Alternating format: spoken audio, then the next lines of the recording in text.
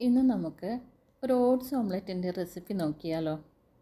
വളരെ ഈസിയായി തയ്യാറാക്കാവുന്ന ഒരു ഹെൽത്തി ബ്രേക്ക്ഫാസ്റ്റാണിത്.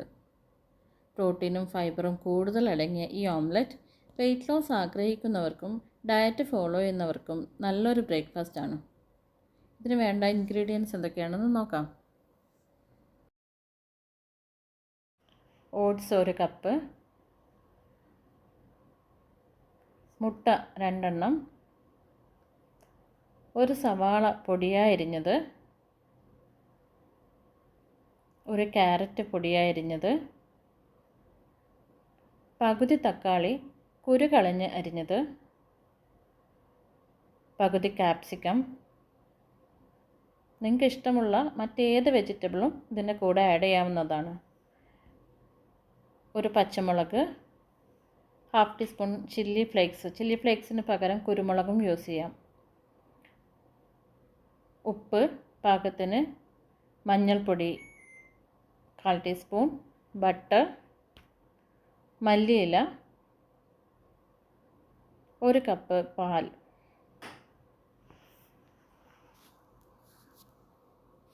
ഓട്സ് നമുക്കൊരു മിക്സറിൽ ക്രഷ് ചെയ്തെടുക്കാം. അതല്ലെങ്കിൽ ഓട്സ് ഒരു 10 മിനിറ്റ് ചൂടുവെള്ളത്തിൽ സോക്ക് ചെയ്ത് വെച്ച് ഉപയോഗിക്കാവുന്നതാണ്. ഞാനിവിടെ ക്രഷ് ചെയ്താണ് ഉപയോഗിക്കുന്നത്. ഒരു ബൗളിൽ 2 മുട്ട പൊട്ടിച്ച് നന്നായി ബീറ്റ് ചെയ്യുക. അതിലേക്ക് പൊടിച്ചു വെച്ച ഓട്സ് ചേർക്കുക. കൂടെ 1 കപ്പ് ചൂട് പാലും ഒഴിച്ച് നന്നായി യോജിപ്പിച്ച് ദോശമാവിൻ്റെ പരുവത്തിൽ ബാറ്റർ തയ്യാറാക്കുക. ഇനി നമുക്ക് വെജിറ്റബിൾസ് ഓരോന്നായി ആഡ് ചെയ്യാം. സവാള, ക്യാരറ്റ്, തക്കാളി, ക്യാപ്സിക്കം, പച്ചമുളക്, മല്ലിയില എന്നിവ ചേർക്കാം. നിങ്ങൾക്ക് ഇഷ്ടമുള്ള എന്ത് വെജിറ്റബിൾസും ഇതിൻ്റെ കൂടെ ആഡ് ചെയ്യാവുന്നതാണ്.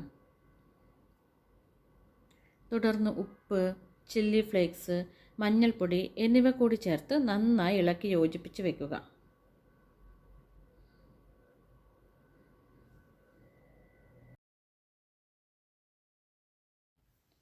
ഇനി നമുക്കൊരു പാൻ അടുപ്പിൽ വെച്ച് ബട്ടർ ആഡ് ചെയ്യാം.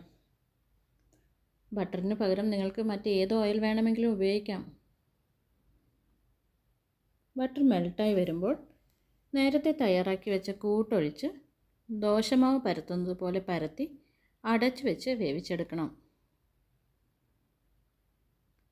ഇടയ്ക്ക് തുറന്ന് നോക്കി തിരിച്ചിട്ട് കൊടുക്കണം.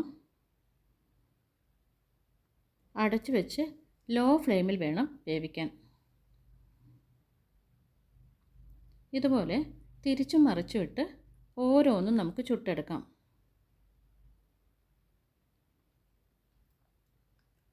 ബാച്ചിലേഴ്സിന് എളുപ്പത്തിൽ തയ്യാറാക്കാവുന്നതും വെജിറ്റബിൾസ് കഴിക്കാൻ മടിയുള്ള കുട്ടികളെ വരെ എളുപ്പത്തിൽ കഴിപ്പിക്കാവുന്നതുമാണ് ഈ ഓംലെറ്റ്.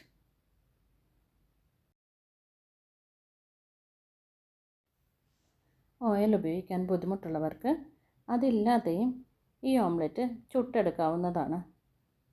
അങ്ങനെ വളരെ ഈസിയായി നമുക്ക് ഓട്സ് ഓംലെറ്റ് തയ്യാറാക്കിയെടുക്കാം.